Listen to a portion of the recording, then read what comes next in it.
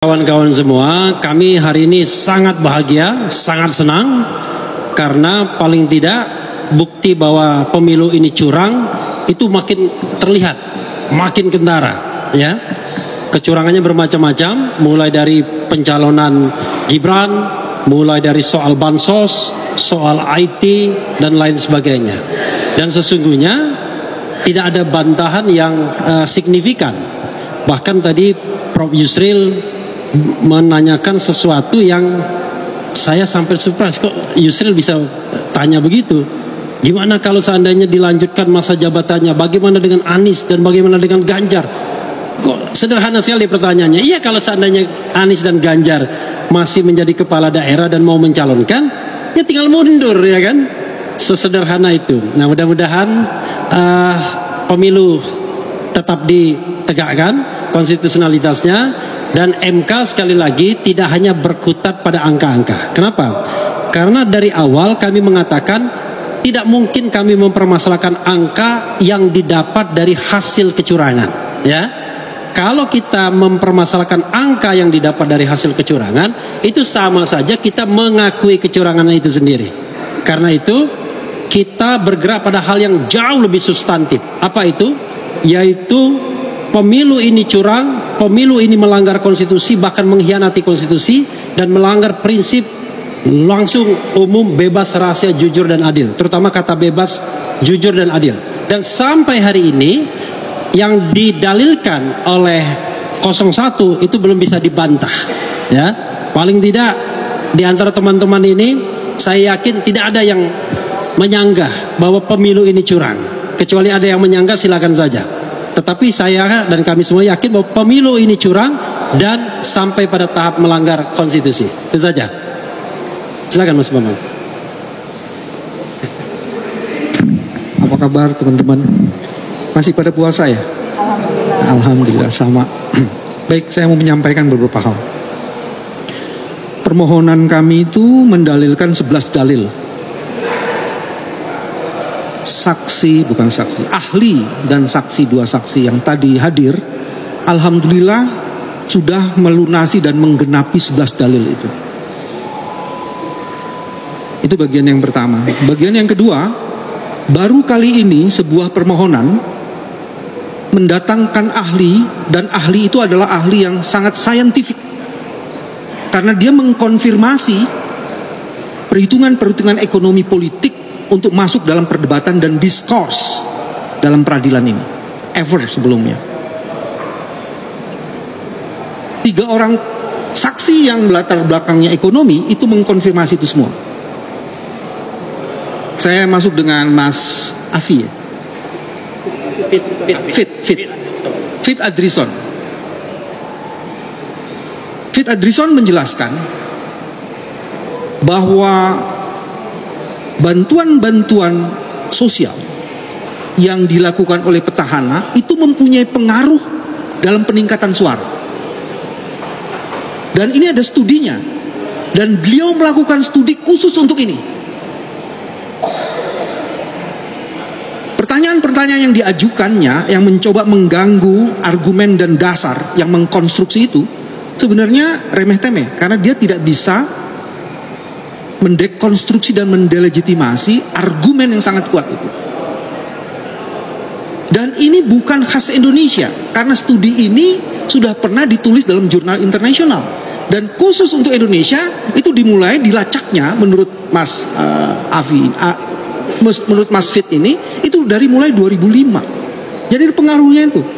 Yang membuat khas hari ini adalah ada calon wakil presiden yang berasal dari anaknya presiden sehingga mempengaruhi betul kebijakan politik ekonominya di situ.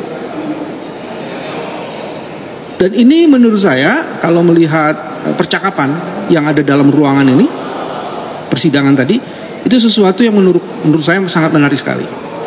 Nah, argumen ini juga diperkuat dengan tadi Mas Heru sudah mengungkapkan ahli pertama kami, Mas Bambang Eka, itu menjelaskan betul. Ada kelalaian yang disengaja. Begitu putusan MK 90 diterbitkan, tidak buru-buru diubah peraturan KPU. Tapi peraturan itu diubah setelah periode pendaftaran itu selesai gitu ya, Ibu ya. Dan itu semuanya artinya post factum. Pelanggaran sudah terjadi, baru ada dasar justifikasi. Dan itu sangat melanggar sekali. Yang ketiga yang menurut saya menarik, ada azas pemilu dan prinsip penyelenggaraan pemilu yang dilanggar dan itu terkonfirmasi semua. Teman-teman mungkin masih ingat, tadi itu dijelaskan oleh yang pertama Mas Bambang Eka, itu ada pertanyaan di KPU Murung. Murung Raya, ketika KPU Provinsi diperintahkan oleh KPU Nasional untuk mengubah persyaratan yang tadinya tidak memenuhi menjadi memenuhi syarat. Dan indikasi seperti ini terkonfirmasi di situ karena tidak dibantah oleh KPU. Dan itu artinya apa?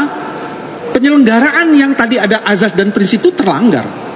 Dan sebenarnya kami mempunyai 4 bukti ini yang merupakan hasil dari kajian teman-teman dan advokasi teman-teman civil society.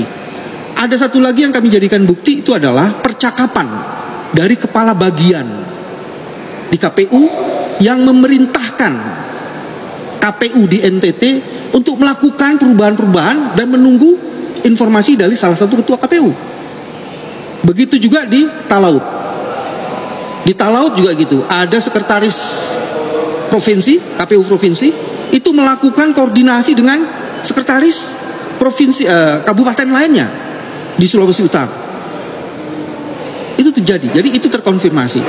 Jadi yang ketiga sebenarnya yang tadi ingin dikatakan, prinsip-prinsip penyelenggaraan pemilu dan asas pemilu dilanggar, itu terkonfirmasi.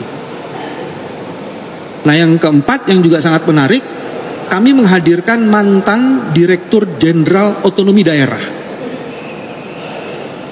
Beliau mengatakan ada putusan Mahkamah Konstitusi nomor 15 tahun 2022. Dalam putusan Mahkamah Konstitusi itu dikatakan, jika ingin melakukan penunjukan pejabat-pejabat, maka itu harus dilakukan dalam bentuk peraturan pemerintah. Dan yang menarik juga, sudah diberitahukan kepada Presiden, kalau proses penunjukan pejabat itu dilakukan tidak tersentralisasi atau harusnya terdesentralisasi, tapi yang terjadi tersentralisasi. Dan akhirnya koordinasi antara Presiden dan kepala daerah itu terjadi. Dan ada kemudian yang disebut dengan budaya di ASN itu, pejabat-pejabat yang ditunjuknya itu akan ikut dan loyal pada.